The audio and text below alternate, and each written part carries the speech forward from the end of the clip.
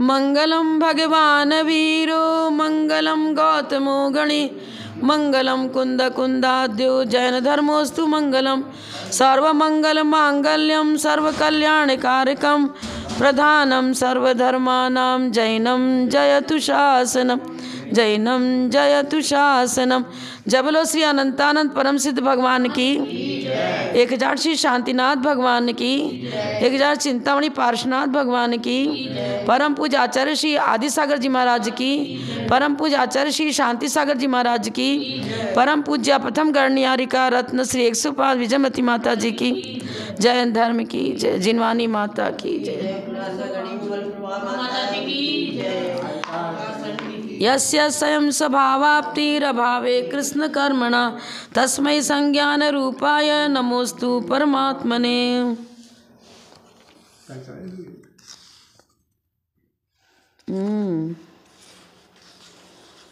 45 42 अगस्त 45 बराबर। स्वरूप निष्ठता योत्यतनिति हो गया था, अगच्छंस तद विशेषणम ये भी हो गया था 44। वो बीच में चिपक रहा था ना, वो तो चिपका वाला ही है। 1 मिनट उससे करना पड़ेगा, दूसरी ले लेते हैं, रुको इसको तो बाद में करेंगे। मुश्किल का काम है, कल मालूम था फिर कोई भी ठीक नहीं किया, मैं भूल गई, मैं ठीक करके रख देती सब। 45 परस्ततो दुखम ये भी हो गया था 45। 46 पढ़ना है।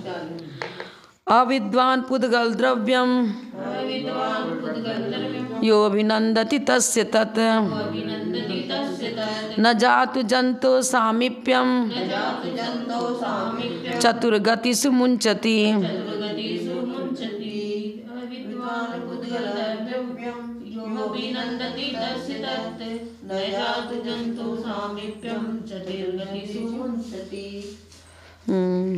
अविद्वान पुद्गल द्रव्यम, अविद्वान माने मूर्ख बहिरात्मा, पुद्गल द्रव्य को, पुद्गल द्रव्य के प्रति उसका इतना लगाव होता है कि कहता है ये मैं ही, इस रूप ही मैं हूँ और ये मेरा है, उससे गहरा संबंध जोड़ता है, मोह बुद्धि रखता है।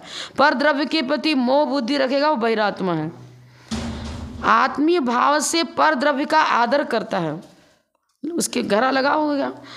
तस्य जंतु उस प्राणी का, तत् वह शरीर, पुद्गल द्रव्य, जातु कभी भी चारों गतियों में साथ नहीं छोड़ता, ये भी हो गया था। चारों गतियों में बार बार जन्म होता ही रहेगा, क्यों? बहिरात्मा बना हुआ है, पर द्रव्य के प्रति लगाव है, धन संपत्ति मकान दुकान अपने शरीर के प्रति इतना गहरा लगाव है, उसमें मोह बुद्धि रखते हुए आदर और ध्यान पूर्वक मरण करेगा। और मान लो कि धर्म ध्यान भी किया लेकिन उसका गुण स्थान मिथ्यात्व ही रहा तो बहिरात्मा ही कहलाएगा। मतलब एक बाहरी आडंबर के रूप में हम नजर आ रहा है कि हम धर्म प्रभावना कर रहे हैं, लेकिन अंतरंग में यदि विशुद्धि नहीं बढ़ रही है, न लेश्याओं की विशुद्धि है, न कषायों का उपशन है, चोपशम भी नहीं कषायों का, तो फिर वो बहिरात्मा ही कहलाएगा। मिथ्यात् गुण स्थान जब तक नहीं छूटता, जब तक मिथ्यात् गुण स्थान के कारण से बहिर्बुद्धि है, बहिरात्मा है। 47 आत्मानुष्ठान निष्ठस्य व्यवहार बहिस्थिते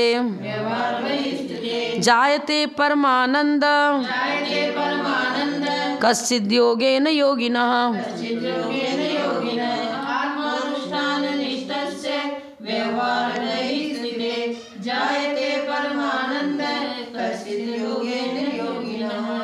स्वरूप निष्ठता मतलब निश्चय चारित्र।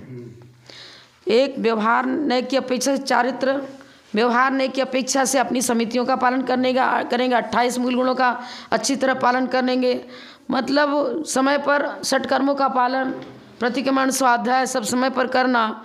ये तो व्यवहार नय की अपेक्षा से अपने दैनिक रूप में व्यवहार चारित्र का वो आचरण करते हैं। लेकिन स्वरूप निष्ठा में क्या बता रहे हैं? व्यवहार चारित्र निश्चय का साधक होना चाहिए। आत्मानुष्ठान निष्ठस्य, जब आत्म ध्यान में वो लवलीन होते हैं, निष्ठ हो जाते हैं, उसी में गहराई से रचते पचते हैं, तब क्या होता है, बाहर की प्रवृत्ति उनकी रुक जाती है, हट जाती है, अंतर्मुख प्रवृत्ति बनती है और उस समय परमानंद जायते, उस समय उनको परमानंद का अनुभव होता है। यह ऐसा परमानंद का अनुभव कश्चित योगेन योगिना, किसी किसी विरले अपूर्व किसी किसी योगी को होता है। और उनको जो आत्मानंद होता है उसकी चर्चा वो शब्दों से नहीं कर सकते, अनुभूति में ही उनको परमानंद का आनंद आता है।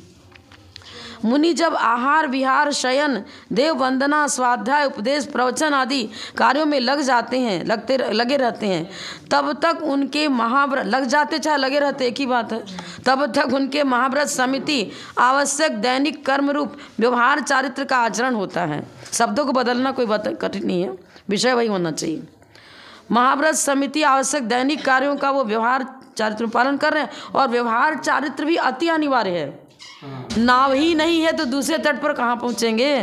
पहले तो भाई आचरण को व्यवस्थित बनाएंगे। आप पहले मशीन के हर पार्ट्स को व्यवस्थित करोगे तब सिलाई करने बैठोगे, यही व्यवस्थित नहीं है तो फिर सिलाई कहाँ से होगी। व्यवहार चारित्र ही सही नहीं है तो निश्चय में उसकी तो पहुँच किसी प्रकार संभव है ही नहीं। किंतु वे जब अपने आत्म ध्यान में लीन होते हैं उस समय उनके व्यवहार चारित्र की क्रियाएँ नहीं होती। एक समय में ही होगा बहिर्मुख प्रवृत्ति होगी तो अंतर्मुख नहीं होगी। अब आप कहोगे अरे षट कर्मों का पालन नहीं हो रहा है क्या? अरे षट कर्मों का पालन उसी में गर्भित है। अब किसी को चौथी क्लास का विद्यार्थी, एक बीए कक्षा का विद्यार्थी है, अब उसको ये कहो कि चौथी क्लास का ज्ञान नहीं है, अरे ज्ञान कैसे नहीं, तो बीए में कहाँ से पहुँच गया? वो तो उसमें सम्मिलित है। कितने लोग ऐसा बोलते हैं कि 10 अतिशय जन्म के 10 ही केवल ज्ञान, 14 होते देवकृत अतिशय 34 जान। ये 34 अतिशय तो तीर्थंकरों के होंगे, अब सामान्य केवली हैं तो उनका तो अतिशय रूप सुगंध तन ये नहीं था, ना ही पसेव निहार ये भी नहीं था। और जो 10 अतिशय जन्म के 10 अतिशय केवल ज्ञान के होते हैं तो केवल ज्ञान के 10 अतिशय तो मान लो सभी के माने जाएंगे। समवसरण आदि की रचना उस रूप में नहीं है, बाकी केवल ज्ञान हो गया तो वो सारा आ जाएगा। तो 10 अतिशय जन्म के क्या बता नहीं 3400 अतिशय सहित में प्रातिहार पुण्यार्थ 8 प्रातिहार भी तीर्थंकर के हैं। बाकी के जो 64 चमर जो होते हैं ना वो मात्र तीर्थंकर के होते हैं, बाकी के 2 ही चमर होते हैं। ऐसा छत्र 3 उनके होता है। एक अनगार धर्मामृत या कोई ऐसी पुस्तक थी ताड़पत्र पर लिखी थी, उसमें बता रहे कि 3 छत्र भी सामान्य केवली के नहीं होते हैं। अब हम कन्फर्म नहीं बता सकते, आप देख लेना। लेकिन जैसा तीर्थंकरों का समवसरण होता है वैसा सामान्य केवली का। अब तो क्या हुआ, गुणों में निश्चय से तो कोई अंतर नहीं है, ये बता रहे हैं यहाँ पर। तो अब जब केवल ज्ञान मान लो उनके 10 अतिशय जन्म के नहीं हुए हैं और ये सब कुछ विशेष अतिशय जो नहीं हुआ, लेकिन गुणों की अपेक्षा से अनंत चतुष्टय वही का वही है। जब अनंत चतुष्टय की प्राप्ति हो गई उस समय केवली का शरीर परम औदारिक हो गया, तो जन्म वाला 10 अतिशय कौन सा बचा? अतिशय रूप हो ही गया परमोदारी शरीर, सुगंध तन उनके चारों तरफ सुगंध फैलती ही फैलती है। ना ही पसेव निहार, केवली के पसीना निकलता ही नहीं, सब धातु नहीं, ये सब चीज़ 10 के 10 उसमें शामिल हो जाते हैं। तो अरहंत अवस्था में जो 40 मूल गुण बताए गए हैं वो 40 गुण मूल वहाँ समाहित हैं। जन्म के समय भले नहीं थे वो, लेकिन जब केवल ज्ञान हो गए तो सब के सब जो उनके 40 मूल गुण बताए गए हैं सब उसमें शामिल हो जाते हैं, क्योंकि गुण तो प्रकट हो गए ना भाई। बाहरी क्रियाएं नहीं है, देवों ने उस प्रकार से उनका कल्याणक नहीं मनाया उस रूप में जिससे तीर्थंकरों का मनाते हैं। तो ये प्रश्न लोग, अरे हाँ उन कैसे अरहंत के थोड़े होंगे तीर्थंकर, तो फिर अरहंत के 40 मूल गुण कैसे बनेंगे? इसमें हो गया था कंफ्यूज एक बार, ये क्वेश्चन गलत हो गया था। अरिहंत में तीर्थंकर अरिहंत में फर्क, तो बाह्य विभूति की अपेक्षा फर्क है, बाकी गुणों की अपेक्षा कोई फर्क नहीं है। बाह्य विभूति की अपेक्षा अंतर रहेगा, लेकिन गुणों की अपेक्षा 1% कोई भी अंतर नहीं है। 40 के 40 मूल वहाँ समाहित है। कोई व्यक्ति ऐसा है बच्चा उसको भाई घर में ही ट्यूशन रख के पढ़ लिया, क्लास अटेंड नहीं किया, स्कूल नहीं गया, परीक्षा नहीं दी, ना पहली क्लास की ना दूसरी की, सीधे वो हाई स्कूल में 8वीं कक्षा में मान लो भर्ती हुआ, तो उसका ज्ञान है और बच्चा नंबर ला रहा है बराबर, नॉलेज उतना ही है, तो भैया सीट दिखा रहे, सीट नहीं भी है उसके पास, पहली दूसरी तीसरी चौथी कक्षा का सर्टिफिकेट नहीं है, पर नॉलेज तो उसका और ऊंचे क्लास कक्षा का है, 11वीं कक्षा के लायक नॉलेज है। योग्यता तो है ना, और सर्टिफिकेट है मान लो, अब परीक्षा में चोरी वोरी करके पास कर गया, सर्टिफिकेट तो मिल गया है। अभी प्रतिभा स्थली में गई थी विनीता की बेटी, तो कहा तेरा तो 9 लाख नॉलेज नहीं है, तो यद्यपि उसकी 8वीं कक्षा का सर्टिफिकेट पास का पूरा, लेकिन आजकल फेल नहीं करते ना 8वीं तक, तो बस नहीं आ रहा तो भी तो फिर वो क्या हुआ ना, उसको नीचे क्लास में डाल दिया। नॉलेज होना चाहिए ना, नहीं जब भी नहीं है तो गुण के अनुसार ही तो मतलब चर्चा चलेगी। यहाँ तो आध्यात्मिक चर्चा है। अब तो नकली हो विद्याधर अरहंत बन करके बैठ गया, तीर्थंकर बन के बैठ गया, समोसन रचा लिया, तो रेवती रानी ने क्या क्या 24 होते, श्रद्धा पक्की थी, सारी विभूति तो वैसी वैसी प्रक्रिया से बना ली उसने, और तो तीर्थंकर ऐसा दिख रहा है, सब नजर आ रहा है, पर गुणों के बिना पूज्यता नहीं आ सकती। वो परम अवतारी शरीर थोड़ी बना लिया, वैकृक से ही परम अवतारी से दिख रहा है, ऐसा थोड़ी है, चरम शरीर ही थोड़ी हो गया कोई वो विद्याधर। ये चीज़ है। आत्मानुष्ठान निष्ठ से, आत्म ध्यान में निष्ठ होना चाहिए, तभी उसको शुद्ध स्वरूप का आस्वादन हो सकता है। और वह आत्मलीनता जो है वो किसी किसी योगी के होती है, और वचनों के अगोचर जो आनंद उनको अनुभव में आ रहा है वो वचनों के अगोचर है। चीज़ आनंदो निर्दहत्युद्धम कर्मेंधन मनारतम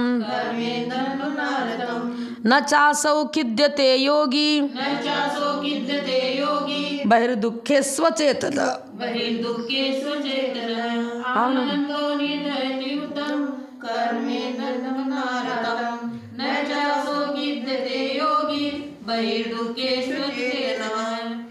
जब अंतरंग में डुबकी लगाएगा उस समय वो उसी का आनंद ले रहा है, बाहर क्या हो रहा है, हम कहाँ बैठे हैं, मैं मनुष्य हूँ कि मैं नारकी हूँ कि मैं तेरी अंश हूँ, मेरी पर्याय क्या है, कोई भी उसको बाहरी भान नहीं है।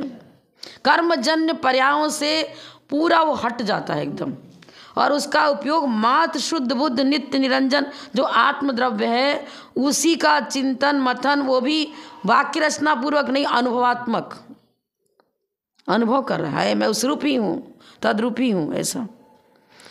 तब क्या होता है, उस समय उसको जो आत्मिक आनंद हुआ, वो आत्मिक आनंद कहो चाहे आत्मानुभूति कहो, कुछ भी कहो एक ही बात है। क्या करेगा, निर्दहती कर्म ईंधनम, कर्म रूपी ईंधन को जला देती है, भस्म कर देती है, घात्य कर्म को नष्ट कर देती है। और उस समय बाहरी उपसर परिसर का भान भी उसको नहीं होता है, तो इंद्रियजन दुख से भी अनभिज्ञ है, इंद्रियजन दुख की जानकारी भी उसको नहीं होती कि सर्दी है कि गर्मी है, क्या बात चल रही है कि लू चल रही, कुछ पता ही नहीं है। वह योगी आत्मध्यानी क्या करता है, खेद खिन्न होता ही नहीं है। न चासौ खिद्यते योगी, न खिद्यते योगी, असौ माने असौ योगी, वह योगी न खिद्यते, खेद खिन्न नहीं होता है। बहिर्दुःखे स्वचेतना, क्योंकि बाहरी जो इंद्रियजन्य दुख है उसको तो पौद्गलिक शरीरजन्य मानता है, शरीरजन्य दुख है ये तो, क्योंकि आदि व्याधि जो भी है, साता असाता का उदय है तो ये दुख का अनुभव होता है, और असाता नहीं है, साता है तो इंद्रियजन सुख का अनुभव होता है। अब वो ना इंद्रियजन सुख के तरफ उनका उपयोग है, ना दुख की तरफ उपयोग है, वो तो आत्मिक अतीन्द्रिय आत्म सुख में लवलीन है। कभी कभी ऐसे, आप इसकी तो चर्चा छोड़ दो, लौकिक में भी यदि कोई विशेष सदमा किसी को पहुंच गया है, उसी में एकदम ही है ना, तो उसको ये भी पता नहीं चलता है कि मेरे दुकान जाने का टाइम हो गया, कि मेरे भोजन का टाइम हो गया, कि मुझे क्या करना, नहाना भी है कि मंदिर, कुछ नहीं, वो शुद्ध बुद्ध कुछ हो के वहीं उसमें बैठा रहता, हो ही नहीं था क्या करना क्या नहीं करना, बैठा उसी शोक में, कुछ भी भान नहीं रहता। और ध्यान भी जब इतनी गहराई तक ले जाता है जीव को, हाँ, एकाग्रता तो दोनों जगह है। अभी भगवती आराधना में है कि चारों ध्यान में एकाग्र चिंता निरोध हो, ये तो लगेगा ही लगेगा। उसमें पापाश्रव कर रहे हो आप, आर्द्रव ध्यान में आश्रव में फर्क है, इधर सांप्रायिक आश्रव होता, उधर ईर्यापथ आश्रव हो रहा, लेकिन कसाय रूप परिणति है।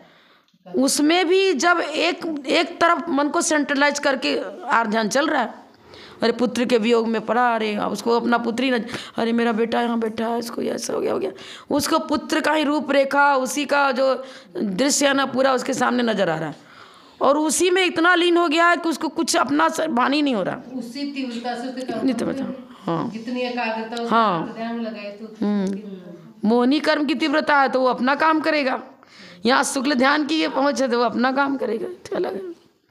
धर्म ध्यान में भी एकाग्रता आती है। किसी किसी को हम पूजा करते देखते हैं ना, तो उनके चेहरे से ही देखने से पता चलता है कि ये बाहरी तरफ बिल्कुल उनका उपयोग ही नहीं है, और पूजा की पंक्ति बोल रहे हैं, उसी का चिंतन कर रहे हैं, और उसी में उसी प्रकाश बस उसमें अर्घ चढ़ा रहे बिल्कुल। मेरठ वाले भारत जैन है, वो पूजन करते हैं, हमारे पास आते तो कभी कभी हम लोग के साथ अभिषेक करते हैं। हम तो कालीकुंड की सीधे पूजा करते हैं, तो करते हैं तो वो इतना उनको कुछ भी लगता ही नहीं, तो उसमें ऐसे रम रहते हैं ना, और बुरा उसी में दम एक लय होकर के, जैसे रावण ने वो निकाल लिया थोड़ा से, उसमें लीन हो गया, ध्यान कर रहा है, सब उनका चेहरा ऐसे दिखता है। और 2-2 घंटे और जब सामायिक में ध्यान करते तो उनको कुछ मालूम नहीं पड़ता है कि मैं वकील हूँ तो मेरा कुछ लौकिक काम बाकी रह गया है, या इधर है उधर है, जज कुछ नहीं, ना घर गृहस्थी की चिंता, एकदम डूबे हुए उसी में। वकील होकर के भी अब वकील को झूठ सच करना पड़ता है, इसलिए उन्होंने अपनी सर्विस ही छोड़ दी। प्रतिमाधारी की तरह ही है, शुद्ध एक बार भोजन करना। अष्टानिका महापर्व में, अष्टानिका के बाद हम लोग क्या किया था, व्रत किया, सुना तुमने व्रत किया। उसकी पत्नी ने कहा माता जी सिर्फ पानी उबाल देते थे, पानी में चावल डाल दिया और उबाल दिया, उसमें नमक वमक कुछ नहीं डालने देते, बस वो पानी सहित चावल खा के एक टाइम रहते, दोबारा पानी भी नहीं। वो माड़ समझ लो, माड़ उसका पतला कर लेते पूरा, उसी में से गरम गरम चावल निकाल लिया और पानी उसका पीते गए, सादा पानी पिया, बस काम खत्म। 8 दिन तक इसी तरह योगा वगैरह सभी करते हैं। बहुत मतलब इतनी देव सद्गुरु के प्रति उनकी भक्ति है कि आपको कुछ कह नहीं सकते। इसका एक संदर्भ, मेरा भी उन्होंने बहुत कुछ किया है संघ के लिए, कष्ट में साथ दिया था बहुत ज़्यादा। तो मतलब हमारा ये कहना है कि देव सद्गुरु के लिए पूरा जब चाहो जब हाजिर।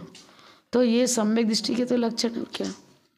हम लोग पूजन भी करते हैं, स्वाध्याय भी करते हैं, लेकिन जो एक लयता होनी चाहिए वो नहीं होती है, तो लेशा की विशुद्धि भी नहीं बढ़ती। फिर क्रियाओं से लेशा की विशुद्धि नहीं बढ़ेगी। क्रियाओं के साथ साथ अकेला क्रिया भी नहीं कर रहे हैं, क्रियाओं के बिना ये भी नहीं बोल रही। क्रियाएं गौण पक्ष में सही पूछो तो वो क्रिया इसलिए करें कि आलंबन हमको चाहिए, हम अभी इतना निष्णात नहीं है, सक्षम नहीं है कि बिना आलंबन के हम सक्सेस हो जाएं, इसलिए आलंबन लेना पड़ रहा है मतलब। लेकिन मात्र आलंबन है और क्रियाएं वहीं चल रही हैं और विशुद्धि बढ़ ही नहीं रही है, तो फिर क्या हुआ। लेश्याओं की विशुद्धि भी नहीं बढ़ रही है तो फिर सम्मिलन कहाँ से होगा। पहले तो लेश्याओं की विशुद्धि बढ़ेगी। सात से मिथ्या दृष्टि क्यों कहा, सात से मिथ्या दृष्टि आधाकरण अपूर्व कारण परिणामों के द्वारा मिथ्या तो खंडन करता है। सात से क्यों लगा दिया, पहले गुण स्थान में 6 लेश्याएं होती हैं। जब कृष्णनील कापोत लेस्या की भूमिका में है, उस समय तो घरेलू धंधा कर रहा है वो, मतलब उसमें ही लगा है व्यापार धंधा में, और सांप्रायिक आश्रय हो रहा है उसका। और जो जिसने पावर की कसा है तीव्र मध्यम मंदम, उसी प्रकार से उसका कर्म बंद हो रहा है। लेकिन जब वो लेश्याओं की विशुद्धि के बल से अपनी विशुद्धि बढ़ाते बढ़ाते शुक्लेश्या तक पहुंचता है, और शुक्लेश्या में पहुंच करके जब उस समय वीतराग भगवान की गुणों का अनुवाद करता है और उनके गुणों में एकदम स्थिर हो जाता है, तब वो आधाकरण अपूर्व करण परिणामों कौन कर रहा है, सात से मिथ्या दृष्टि, वो इस प्रकार का परिणाम करता है। और सम्यक दर्शन होने के बाद चौथा गुण स्थान हो गया, तो चौथा गुण स्थान का होना तो कार्य हुआ, पुरुषार्थ तो उस मिथ्या दृष्टि नहीं किया, सात से मिथ्या दृष्टि ने विशुद्धि बढ़ाई। इसीलिए तो चौपसम लब्धि विशुद्धि लब्धि देशना लब्धि प्रायोग लब्धि करण लब्धि। सबसे पहले चौपसम लब्धि मतलब संगी पंचेंद्री पर्याय का प्राप्त होना, जैन धर्म का मिलना, जैन फिलॉसफी का सीखना पढ़ना समझना, चौपसम के अनुसार लब्धि उपयोग भावेंद्रियम, भावेंद्री को चौपसम को तो ज्ञानावरण कर्म के चौपसम को ही भावेंद्री कहते हैं चौपसम में। तो लब्धि उपयोग भावेंद्रियम, पहले तो लब्धि इंद्रियां संगी पंचेंद्री हुआ, फिर संगी पंचेंद्री पर्याय प्राप्त हुई तो अपनी बुद्धि का सदुपयोग किया, जैन फिलॉसफी का अध्ययन किया। अब चौपसम लब्धि विशुद्धि बढ़ाई, विशुद्धि के बल से क्या करेगा वो, लेश्याओं की विशुद्धि बढ़ी, अशुभ लेस्या से हटकर शुभ लेस्या में आया, फिर स्त्री खंडन अनुभाग खंडन उसका चालू हो गया, और वो क्या करता है सारे कर्मों को अंतः कोड़ा कोड़ी सागर प्रमाण कर लेगा। 70 कोड़ा कोड़ी सागर किस्ती है मोहिनी कर्म की, मान लो, तो उसको खिसका खिसका के विशुद्धि के बल से कम कर देगा। एक कोड़ा कोड़ी के अंदर अंदर सारे कर्मों की स्थिति कर लेगा, सबकी ज्ञानावल स्नान मोहिनी अंतरा जो भी है। अभी कौन कर रहा है ये काम? मिथ्या दृष्टि कर रहा है विशुद्धि के बल से। और शिवशम लब्धि विशुद्धि अब वो करण लब्धि करेगा। करण लब्धि जब कर रहा है उस समय साधसा मिथ्या दृष्टि है उस समय, और जब सम्यक दृष्टि हो गया तो फिर तो चौथा गुण स्थान हो गया उसका। चौथा गुण स्थान का प्राप्त होना कार्य है। सम्यक दर्शन की प्राप्ति होने के बाद उसको चौथा गुण स्थान हुआ, पर सम्यक दर्शन प्राप्त नहीं हुआ उसके पहले की भूमिका तो ये हो रह गई शिवशम लब्धि, शिवशम लब्धि, देशना लब्धि, देशना मतलब गुरु की देशना मिली, देशना लब्धि, विशुद्धि लब्धि, प्रायोग लब्धि। यहाँ तक तो वो मिथ्या दृष्टि है। अभव्य भी जा सकता है यहाँ तक, लेकिन कौन सा अभव्य? वो बताते हैं कि मतलब ये मुनि बन गए, बाहर तब खूब कर रहे हैं, लेकिन भाई मुनि बन गए तो वो बाहरी क्रियाओं को बहुत सावधानी पूर्वक कर रहे हैं, कठोर कठोर तब कर रहे हैं, सब कुछ कर रहे हैं, लेकिन अभव्य है, उनमें समय प्राप्त करने की योग्यता ही नहीं है। इसीलिए छठाला में लिखा है मुनिव्रत धार अनंत बार गृह को बुझाओ। ये मत समझना लौकिक दे दिया, ऐसा नहीं। मुनिव्रत धार, पहले तो गृहक में श्रावक धर्म भी, श्रावक माने व्रती श्रावक भी 16 सर्ग से ऊपर नहीं जाएगा, फिर मिथ्या दृष्टि कहाँ चला जाएगा? मिथ्या दृष्टि कहाँ से चला जाएगा? देश व्रती श्रावक भी अपनी साधना से अपने व्रत उपवास नियमों का अच्छी तरह पालन करके 16वें स्वर्ग से ऊपर नहीं जाता। यो श्रावक व्रत पाल स्वर्ग 16 पुजायो। ये ग्रैवेक की बात है, तो इसका मतलब मुनि की बात है। मुनि बने बिना तो ग्रैवेक में जाना संभव ही नहीं है। अन्य मिथ्या दृष्टि जो है ना, वो भी साधु बन करके वहाँ तक नहीं जा सकते, 12वें स्वर्ग से ऊपर जा ही नहीं सकते।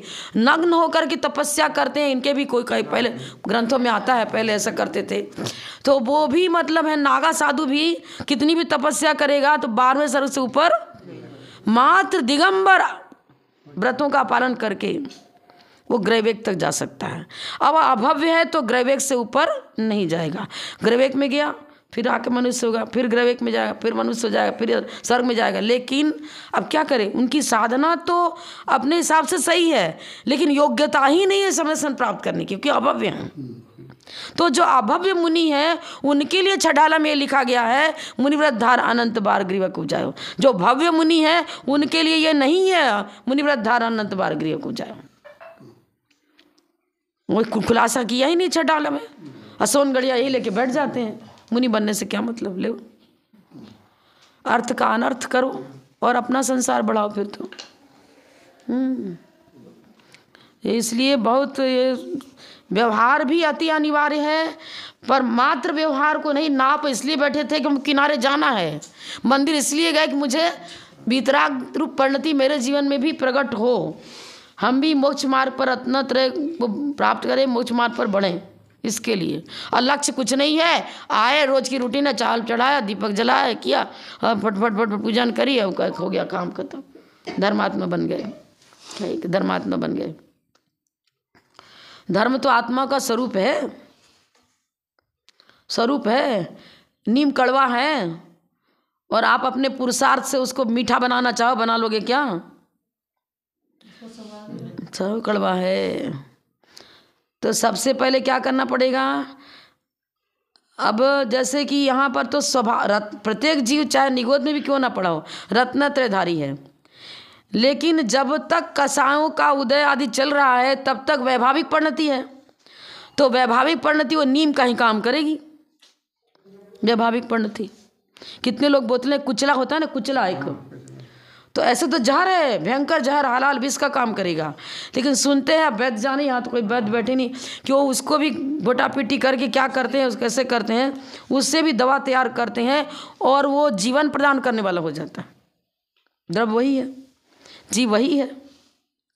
यदि कसायों का पोषण करने में लगा हुआ है तो जहरीला तत्व तो चल रहा है साथ साथ में, और यदि वीतराग परिणति चालू हो गई तो पर्याय में दोनों है। द्रव्य तो वही का वही है, लेकिन द्रव्य की पर्याय ये चीज है। अब लोग गंदा पानी को फिल्टर करके स्वच्छ बना लेते हैं। वो नीम का एक दृष्टांत ले लो, नीम का दृष्टांत चलो ना भी लगाओ, कोई ऐसा उदाहरण ले लो जिसमें कि व्यवहार स्वाभाविक परिणति भी है। व्यवहार जब तक स्वाभाविक परिणति है तब तक सही है। अब शक्कर ले रहे थे, शक्कर के साथ में उसमें कुछ और चीज़ ऐसी मिला दी, काली मिर्च डाल दिया, लाल मिर्च डाल दी, कुछ और नमक सभी डाल दिया, तो क्या शक्कर पियो, शक्कर का स्वाद आएगा क्या? नहीं आएगा। शरबत बनाते हैं ना, कभी कभी उसमें कोई जिसको क्या हीमोग्लोबिन वगैरह कम है या कुछ ऐसा ब्लड प्रेशर में शायद वो नींबू, शक्कर, पानी, नमक सब डाल के पानी पीते हैं, तो मिलावट वाली चीज़ हो गई ना। यहाँ तो बता रहे हैं कि आत्मस्वरूप में निष्ठ हो तब आत्मिक आनंद का अनुभव होगा। और जब अपने में डूब जाओगे तो फिर बाहर का कुछ नज़र नहीं आएगा। बाहर में जा रहे हो तो अपना कुछ नहीं दिखेगा। पूजन करते समय वही सोचना है कि दर्पण के सामने दर्पण को देखने के लिए नहीं जाते, दर्पण में अपना मुख देखने के लिए जाते हैं। भगवान आपका ज्ञान केवल ज्ञान दर्पण है, उसमें अपनी भवावली सुधारने के लिए, अपनी कालिक मिटाने के लिए हम यहाँ उपस्थित हुए हैं। ये चीज़ आत्मा का उपयोग जिस ओर लगता है उस विषय का अनुभव आत्मा को हुआ करता है। खाने में लगे हैं तो रसना इंद्री का वो भोजन का स्वाद ले रहे हैं, वही चीज़ है। मुनि जब बाहरी उपयोग को छोड़कर अपने शुद्ध स्वरूप के चिंतन में लीन हो जाते हैं, उस समय यदि किसी परिसर से या किसी उपसर्ग से उनके शरीर को थोड़ा या बहुत कष्ट भी हो तो उस आत्मध्यानी मुनि को उसका भान नहीं होता है। उतनी एकाग्रता आनी चाहिए। अब एकाग्रता का प्रयास तो चल रहा है, लेकिन हल्का हल्का बाहरी अनुभव भी हो रहा है, तब तक केवल ज्ञान तो नहीं होगा। बाहुबली भगवान 1 वर्ष तक खड़े रहे बिना आहार पानी के, हिले डुले भी नहीं, पेड़ पौधा अपनी लताएं चढ़ गई शरीर पर, इतनी एकाग्रता, पर एक विकल्प नहीं छूटा। मैंने बड़े भाई का अनादर किया, वो मुझसे बड़ा अपराध हुआ। मैं उनके साथ युद्ध न करके पहले ही विरागता को प्राप्त हो जाता तो ज़्यादा अच्छा होता। बार बार यही विकल्प आ जा रहा है, सो केवल ही नहीं बन पा रहे। अब जब भरत ने आके नमस्कार कर दिया तो वो विकल्प हट गया, और जैसे वो हल्का सा विकल्प जो चल रहा था मिटा, तुरंत केवली हो गया। दूसरे लोग ये कहते हैं कि भरत की भूमि पर खड़े, वो बताने वाला महामिथ्या दृष्टि है। जो बताने वाला महामिथ्या दृष्टि है और सुनने वाला पोषण कर रहा है तो वो भी उधर ही जा रहा है। जब तक हम दूसरी चीज नहीं सुने। और यहाँ सम्यक दृष्टि है। वो भरत चक्र तीर्थंकर के पुत्र सम्यक दर्शन को लेकर आया, चरम शरीरी हैं, तो एक मिथ्या दृष्टि के लिए भी कहते हैं कि बाह्य पदार्थों पर मैं और मेरा नहीं रखता है, मैं सुखी दुखी, मैं रंग राम, मैं राजा, मेरा धन, मेरा भूमि जमीन, वो भी नहीं सोचता है। सम्यक दृष्टि ये नहीं सोचेगा, मिथ्या दृष्टि सोचता है। तो मिथ्या दृष्टि मुनि बन के मिथ्या दृष्टि थे क्या? द्रव्यलिंगी मुनि थे क्या? वो बाहुबली दीक्षा लेकर द्रव्यलिंगी मुनि थे क्या? भावलिंगी मुनि तो थे, इतना तो मानना पड़ेगा। भावलिंगी ही थे। चक्रवर्ती के मतलब तीर्थंकर के पुत्र, तीर्थंकर का संस्कार, वो संस्कार, वो कौन सा, वो पापी जीव आकर घर में आएगा क्या उनके मतलब परिवार में? नहीं आएगा। भरत चक्रवर्ती का पुत्र था, भले भोमड़ा था, बोला था, लेकिन था पुण्यशाली, तब तो उसी भाव से मुक्त चला गया। मारीची का जीव जो था ना, वो मारीची का जीव तीर्थंकर का पुत्र नहीं था, चक्रवर्ती का पुत्र था। कुल वही भले ही रहो, कुल में तो देखो रावण तो चला गया नरक में और बेटे चले गए मोक्ष में। तीर्थंकर के पुत्र जो है ना, बाहुबली वगैरह, कहीं ऐसी चर्चा नहीं आती है कि मिथ्यात सहित उत्पन्न हुए। भरत चक्रवर्ती भी छाया समुद्र को लेकर उत्पन्न हुआ था। एक मात्र मारीची का उदाहरण आता है, पर उसमें खाली इतना ही घोषित किया था भगवान ने कि ये भी तीर्थंकर होगा। कब होगा ये घोषित नहीं किया था। तो इसका मतलब उसकी भावावली लंबी है, जब भी तो घोषित भी नहीं हुआ, ये भी घोषित नहीं हुआ। ये तो और पूरी बता देते, वो नहीं बताया होनहार। तो इस तरह का कोई मतलब भगवान की दिव्यधनी भी ऐसा कुछ नहीं आया कि भरत बाहुबली का जन्म ऐसा है, उनके लिए कुछ ऐसा कि मिथ्यात्पूर्वक उनका जन्म हुआ, कि उनकी जीवन परिचय में ऐसा आता ही नहीं है। और सम्यक दृष्टि है, दीक्षा ली, गुणस्थान उनका छठा सातवां हुआ। अब छठा सातवां गुणस्थान की भूमिका में कोई ये सोचेगा क्या, जब त्यागी हो गया तो उनका तो पर की भूमि अब मेरी भूमि की सवाल ही नहीं आएगा। ये मेरी, अब हम यहाँ बैठे हैं तो हम इसको ये सोच रहे हैं कि हम दूसरे की ज़मीन में बैठे हैं, हाँ ये परिग्रह का दोष मुझे लगेगा, हाँ ये परिग्रह का दोष मुझे दोष लगेगा क्या? मूर्छा हो तो परिग्रह का दोष लगे, मूर्छा ही नहीं है तो पराय धर्म के प्रति क्या मूर्छा?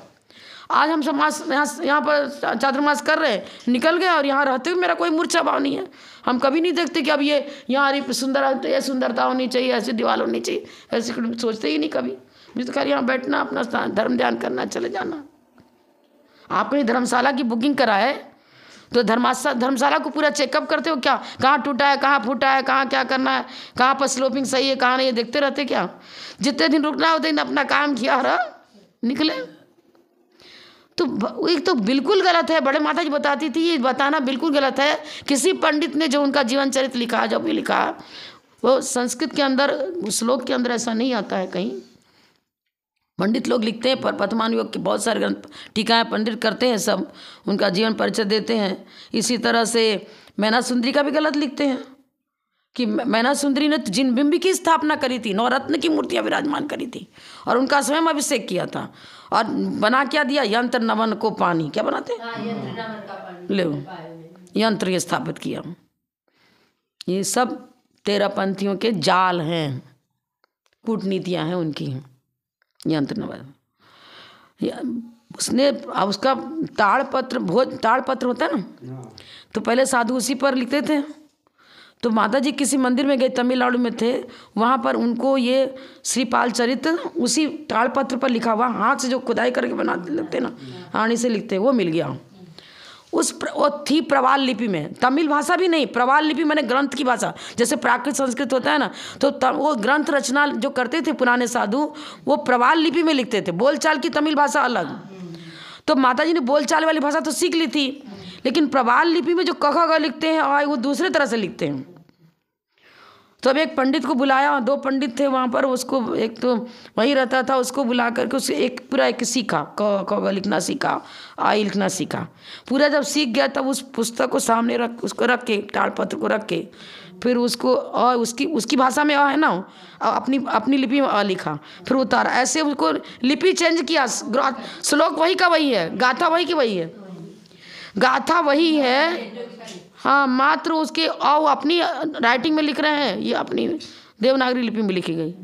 फिर उसको छपवाया। वो श्रीपाल चरित्र में स्पष्ट लिखा है कि मैना सुंदरी ने जिन बिंब की स्थापना करी थी, पंचकिराणिक विधि पूर्वक में स्थापना करी, उसी का अभिषेक किया और अभिषेक करके फिर उसका जो जल गंधोदक निकलता था वो कुष्ठियों पर छीटा था। पूरा डिटेल है। अब वो प्राचीन ग्रंथ मिलते भी तो नहीं है लोगों को, तो अनुमान से भी कर देते हैं भाई यंत्री विराजमान किया होगा, क्योंकि जो जिस कामनाएं का उसके दिमाग में वही बात रहती है। तो इसलिए तो छू नहीं सकती भगवान, तो उन्होंने अपने अपने नाम लगा दिया, यंत्र नव यंत्र स्थापन किया होगा, छुट्टी का अनुमान भी तो चल जाता है ना। इसीलिए इतनी मेहनत करी माता जी ने, भाषा सीखी, उसको लिपि सीखा, फिर जब ट्रांसलेट कर लिया, जैसे हिंदी वैसे यह लिखा है ना श्लोक, इस तरह श्लोक लिख दिया। फिर हम लोग कुछ दिया कि भाई इतना मोटा ग्रंथ है और जल्दी इसको प्रकाशित करना है, तो जो सरल सरल विषय थे हम लोग को दिया कि आप इसको अन्वयार्थ करके इसका अर्थ लिखो।